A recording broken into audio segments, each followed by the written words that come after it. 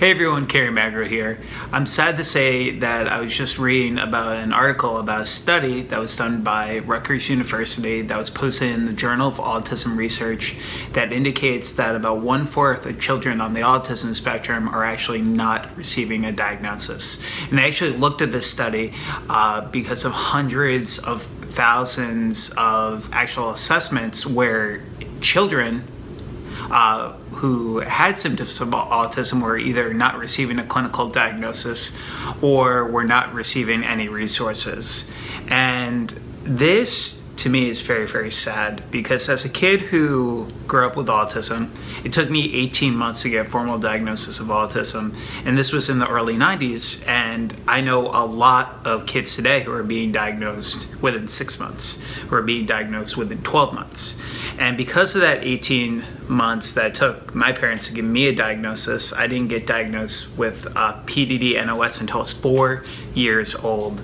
And we need to do a better job of actually highlighting the early signs of autism so we can make sure that every single child who may have autism is receiving that diagnosis and then is receiving supports, because let me tell you, early intervention truly is the key for our loved ones to live the best lives possible, especially in those first 5 years. Some statistics I just want to throw at you really quickly is that you can actually diagnose someone with autism as early as 18 months, and you can start seeing early signs of autism at 6 months, those characteristics. My biggest characteristic was that I didn't talk until I was 3. So my parents right away knew, especially from the communication end, that something wasn't quite right. And in our community, I feel like this is now, with this study, something we're definitely going to have to talk a little bit more about. And one of the more shocking things also in the study, well actually not really that shocking, unfortunately, is the fact that most of the families in this study who weren't receiving the diagnosis were actually families who were Black and Hispanic.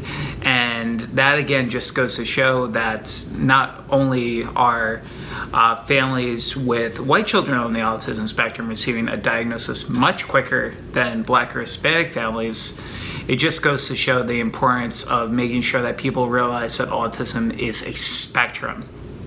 And anyone could have autism, boys, girls, any race, and any ethnics involved at all. We need to make sure that we are highlighting that autism truly is a spectrum. And also that if you met one person with autism, you met just that one person with autism.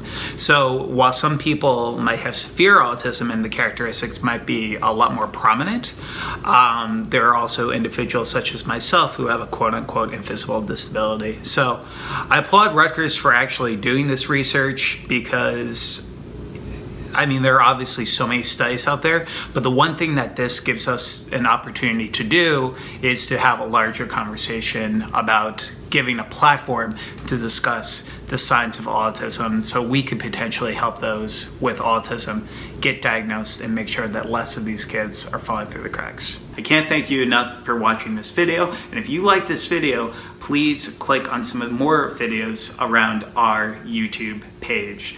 We are just trying to give a voice to countless people in our neurodiverse community, so please, if you can, subscribe to our video page, and then you'll also get to see a little bit more about my story from nonverbal autism to today being a professional speaker. Thanks so much, y'all.